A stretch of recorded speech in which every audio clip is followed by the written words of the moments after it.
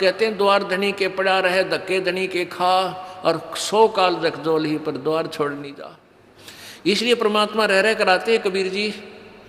और कहीं गुप्त रूप से कोई साधु संत का रूप धारण करके किसी नगरी में 10-5 वर्ष रह गए, किसी में 2 वर्ष रह गए, तो उनको बहुत सा लाभ दे जाते हैं और भगवान की स्थिति को पुनः स्थापित कर जाते हैं। तो कबीर परमेश्वर जी का एक, अब हम संत कहेंगे, वो थे मालिक ही,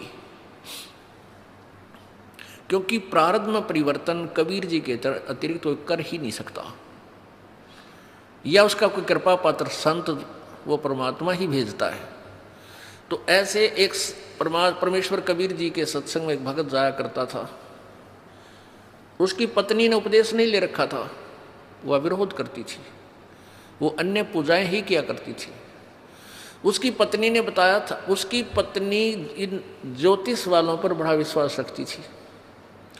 वो अपने पति की जन्म पत्री को लेकर एक ज्योतिषी के पास गई, भविष्यवक्ता के पास।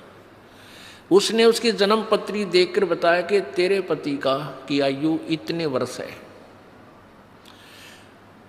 उसने बहुत जंतर मंत्र भी करवाए कि मेरे पति की आयु बढ़ जाए, ये हो जाए।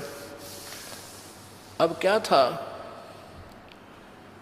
अब वो चिंतित होगी कि भी मेरे पति की आयु इतनी है, और वो अपने पति को कहती कि तू ऐसे कर, वहाँ मेरे उसके पास चल, आप पर आपत्ति आने वाली है। वो कहने लगा मैं नहीं जा सकता कहीं भी, मुझे ज्ञान ऐसा प्राप्त हो गया, मेरे गुरुदेव के अतिरिक्त मेरी आपत्ति को आओ भी गी तो टालनिया नहीं। उसने ये ना बताई कि तेरी मृत्यु होगी, कदे चिंतित हो जावे, और आप दुखी रहा करती थी।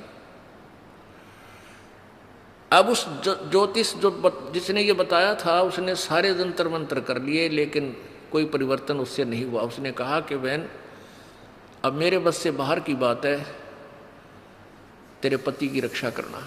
वो एक पुण्य आत्मा था। देखो ये जो जन्म पत्रियाँ हैं, हस्तरेखाएँ हैं, ये प्रभु द्वारा लिखे गए कोड वर्डों में हमारे भविष्य है, हमारा प्रारब्ध है। इसको जानने वाला बता तो देगा कि तेरे घर में ऐसा होगा, तेरे इस दिन वर्ष के बाद तेरी मृत्यु होगी, पक्की होगी, और हो जाती है। और कबीर परमेश्वर की कृपा से इस दास की शरण में आने के बाद आपको कोई ये कह दे तुम्हारी इस दिन मृत्यु होगी,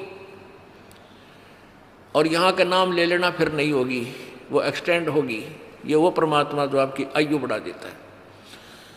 तो वो भक्त सत्संग में जा रहा था। जब वो सत्संग में जा रहा